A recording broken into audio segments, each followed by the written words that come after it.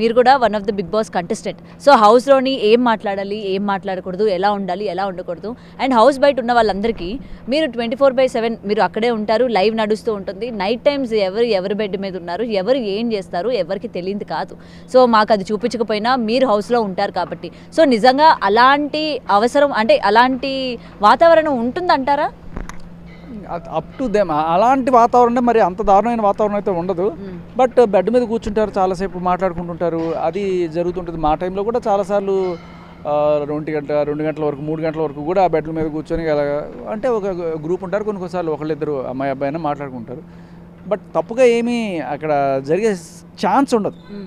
ఒకవేళ మనిషికి మధ్య ఎంత అట్రాక్షన్ ఉన్నా కూడా అలా చూసుకొని అడ్మైర్ అవ్వాల్సిందే తప్ప అంతకు మించి ఒక స్టెప్ కూడా వేయడానికి లేదు అక్కడ. ఇదేమన్నా హిందీ బిగ్ బాస్ అంటే అలాంటివి ఏమన్నా ఉండొచ్చేమో, కానీ మన తెలుగు బిగ్ బాస్లో అంత సీన్ లేదు. అలాంటివి చేస్తే రేపే చెప్పులు చాటలు పట్టుకొని వచ్చేస్తారు. మన ఇండస్ట్రీ సంగతి తెలిసిందే. సో వాళ్ళ లిమిట్స్లో వాళ్ళు ఉంటారు. బట్ అదే అంటున్నాను, అంటే కాలు జారినా పర్లేదు, నోరు జారితే తీసుకోలేదు అన్నట్టుగా ఆవిడ నోటి దోల అలా మాట్లాడింది, విచ్ ఇస్ రాంగ్. ఖచ్చితంగా మనం అందరం ఖండించాలి.